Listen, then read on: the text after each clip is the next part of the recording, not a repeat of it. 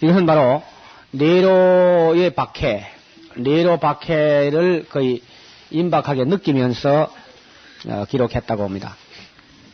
이 핍박이나 박해가 가해올 때 그 목회자들은 참 걱정을 합니다. 믿음이 약한 사람들이 배신을 할까 싶기도 하고, 또 배신하면 자기 혼자만 배신하는 것이 아니고 어떻게 하냐면은 그 믿는 사람 모인 곳을 고발해 버린다고. 그럼 그 때문에 그 한 사람 배신 때문에 한 교회가 날아가 버려 완전히. 끔찍한 일이 벌어진 거야. 그래서 초대 교회는 그 배신자의 죄가 지옥에 가장 밑바닥에 가는 죄로 그렇게 다 여기 있을 정도입니다. 예수 믿다가 그만둬버리는 거 가장 무서운 죄로. 그 히브리서에도 보면 그런 말이 나오죠. 믿다가 타락한 사람 다시 새롭게 할 수 없다. 예수를 십자가에 2번 못 박으면 몰라도 그건 어렵다. 그런 얘기를 하는 건데 그래서 이제 베드로가 그 소망을 이야기하면서 소망이 확실할 때 인내할 수 있다는 겁니다. 그렇죠? 아까 우리는 사도 바울이 그 배가 그렇게 유다고를 만나서 난항을 계속할 때도 소망에 든든하니까 맑은 정신을 가지고 인내할 수 있었고 견딜 수가 있는 겁니다. 소망이 없으면 어떻게 되죠? 절망하는 거죠. 소망 없으면 절망. 그래서 그 소망 없다, 희망 없으면 그 자체는 죽음이라고 그래요. 키엘케고르는 죽음에 이르는 병이라는 그 말에서 희망 없음 그 자체는 이미 죽은 거라. 그래가 죽는 게 아니고 희망 없다는 그 말 자체는 이미 죽은 거라는 거죠. 그래서 미래에 대한 믿음이 소망이죠. 그렇잖아요?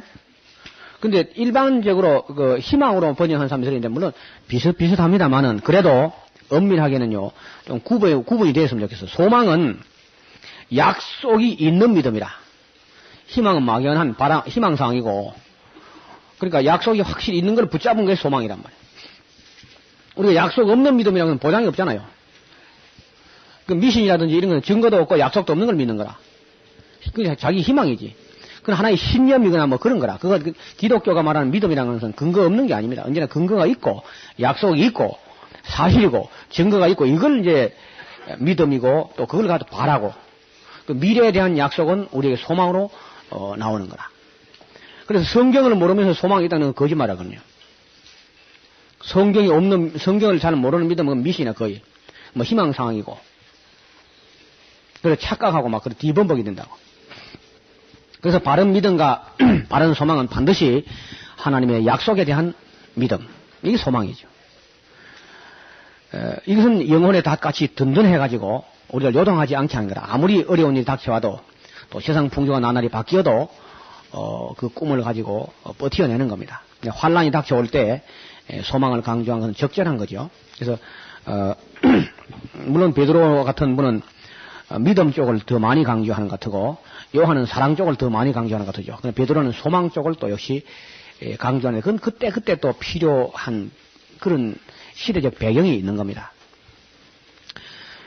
그 후서는요, 베드로 후서는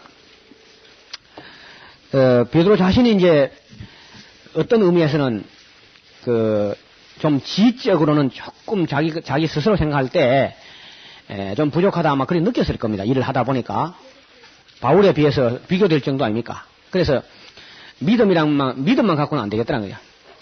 반드시 믿음을 가지고 덕을 세우는 걸 먼저 생각하고 덕을 세우는 데는 또 지식이 있어야 돼. 반드시 지식은 뭐 이선 세상 지식 그런 학벌 그런 게 아니고 참 하나님을 바로 아는 지식, 하나님을 이해하는 그런 지식 그게 필요하다는 겁니다.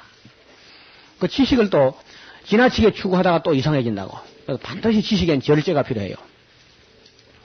지식 자체에 대한 절제도 필요하고 삶의 모든 부분에 절제가 필요합니다. 조화를 이루는 절제가 필요한 거다. 그리고 절제뿐 아니라 인내가 꼭 필요하다는 겁니다. 그리고 인내하면서도 경건하고 경제하면서도 형제의 우애를 그리고 이 모든 것에 사랑을 더 공급하는. 그래서 믿음이 제자리 걸음을 하지 말고 믿음의 덕의 지식의 절제의 인내의 경건의 형제의 우애의 사랑을 공급하라.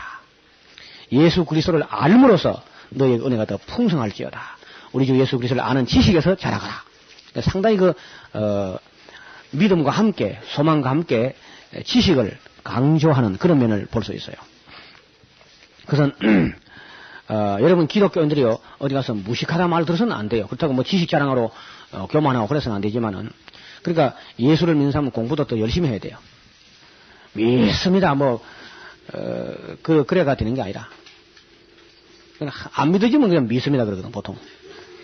그런 거 믿으면 안 돼요. 그는 뭐 21세기는 이제 안 통합니다 이제. 그래서 우리 신학도들 우리 신학생들은요 그 학교 다닐 때는 열심히 공부해야 돼요. 공부하다 죽는 건 순교입니다. 우리 전에 박창환 학장이 자주 그 말씀해서 공부하다 죽는 게 순교라고. 열심히 공부해야 돼요. 그리고 그 위대한 인물들은 오랜 시간 준비합니다. 자기를 닦고 또 수양도 필요해요. 인격적 수양. 바울처럼 막 한 10년간 푹 썩는 그 썩을 데가 없으면 이 지리산 내려와요. 팍 썩혀줄 테니까. 서금서금하게 이걸 만들어가지고 그 혈기가 좀 다 사가지고 그럴 필요가 있습니다. 미디안 광야로 간다든지 아라비아 광야로 들어간다든지. 그래서 그 자기 처리, 자기 감정 처리가 필요한 거라요. 뭐 조금 그 얄부레한 그 뭐 지식 몇 가지를 얻었다 해가지고 교회 가서 휘둘러 봐요. 자기도 다치고 남도 다치고 그래 안 되는 거라. 충분히 하나님 말씀에 대한 훈련과 덕을 세우는 것과 지식과 절제와 인내와 경건과 형제의 우애와 사랑을 그걸 강조하고 있습니다. 이 베드로전서 후서 쭉 연결해서 그냥 읽어나가겠습니다.